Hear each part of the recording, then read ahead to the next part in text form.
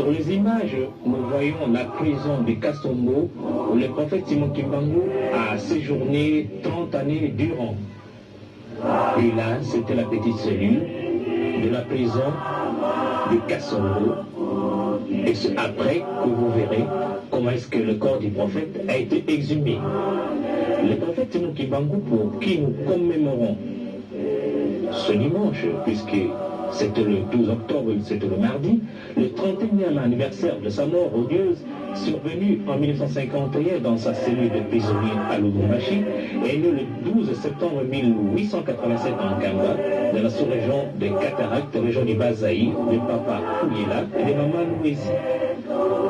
Le destin lui arracha très tôt ses parents et fut élevé par sa tante Kinzembo, devenue adulte, une cultivateur aux côtés de son épouse, maman Mouilou Marie, avec qui il eut 3 fils dont sa grande Kisolokele, sa grande Dialungada et son Djangeda Kuntima. Kimbangu fit 4 ans d'études primaires à la mission baptiste DMS de Gombe-Lutete à moins de 10 km d'Nkamba où il fut baptisé en 1915.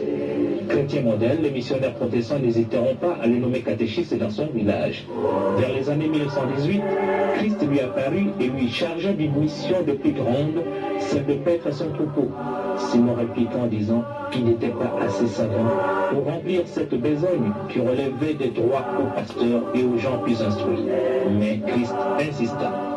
Les appels de Christ furent pressants et Kimbangu s'en ira se réfugier à Kinshasa, abandonnant sa famille où il fut embauché aux HCB, Wheelery du Congo belge, actuelle compagnie Lever Zahir, comme pointeur.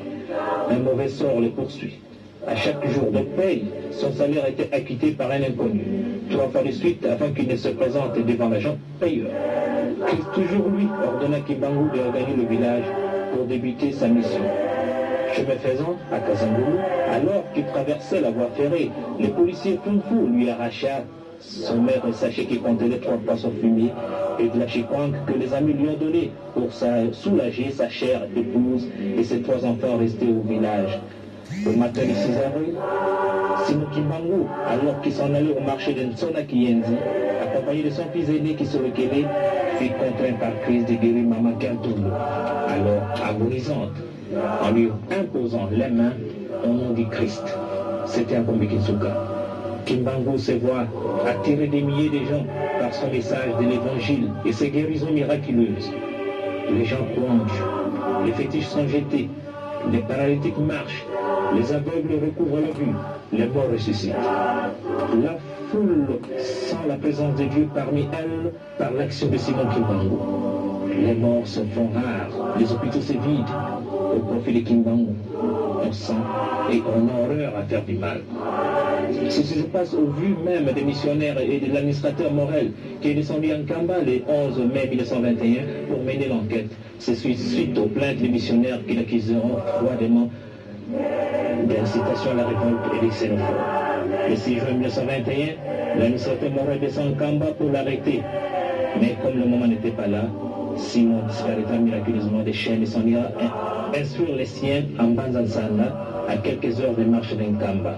C'était le début de la clandestinité.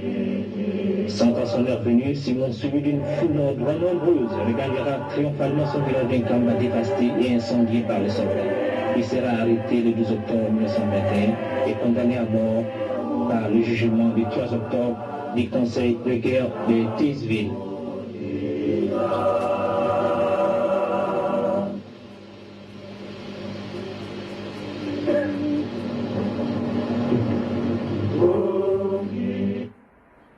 Voilà mes chers amis, c'est un rappel historique, on a dit le VAR. Pourquoi nous faisons état de cela en ce soir? On est aujourd'hui le 25. Hier était en fait l'événement en question. Mais vous savez, nous n'avons pas la charge ecclésiastique.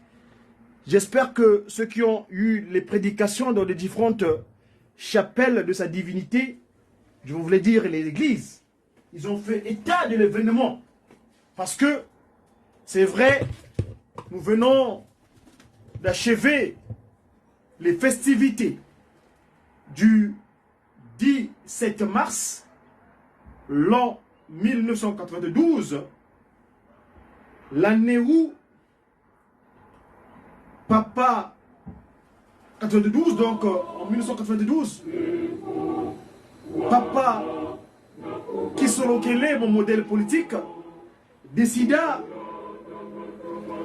de concrétiser son propos qu'il avait eu à Matadi et Tatabantala, en lui disant que moi, Kisolo Kele, je quitterai ce monde le 17 mars. C'était le 17 mars. Et les événements du 7 mars, nous le savons, ça s'est déroulé ici chez nous en Occident, là où nous sommes, en Europe.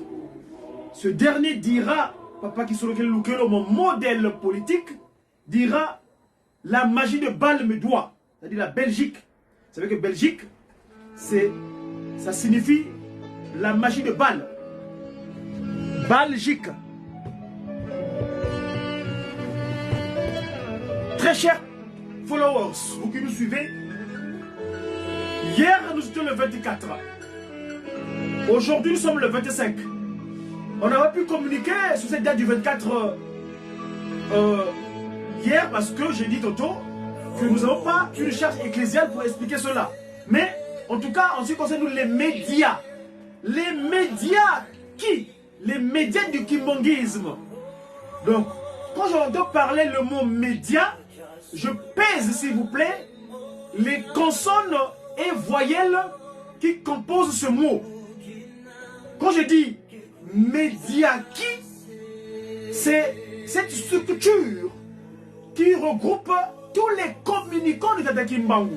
Mais attention, la communication, c'est celle qui est dictée par sa divinité de Tata Simone Kimbangu Kiangani, parce que l'institution où nous trouvons, notre loge à nous, notre maison, l'Égiska, l'église de Jésus-Christ sur la terre, par son envoyé spécial Papa Simon Kimbangu, est bien structurée et organisée. Et donc cette organisation, Papa le Christ Jésus, Papa Dialungana Kiangani, celui-là même qui est le symbole de l'amour, parce qu'il n'arrêtait pas de le dire. Mi Kayi Sansuangako, on n'entretient pas le mal, ou bien on ne fait pas état de ce qui est mauvais en quelque sorte. Donc le mal ne se perpétue pas. Alors ainsi donc, dans le mot médiaki, mongiste, nous avons une première voyelle. Il y a la consonne M, c'est vrai, M, symbole de l'amour, M, aimer, et E, la première consonne, la première voyelle E, nous l'avons définie. M, Papa Simon Kimbangu, nous les communicants, ils nous appellent les disciples. Donc on est des messagers, les disciples. Banlongo Kibatata Simon Kimbangu Kiangani. Eh bien, dans le cadre de ce le longiki, donc nous qui portons le message, je vous ai montré le symbole des pigeons tout à l'heure, ils sont venus dans mon balcon où ils ont pris de résidence. Enfin bref, donc on est des envoyés. Mais attention, le E, on est envoyés pour l'évangile. Les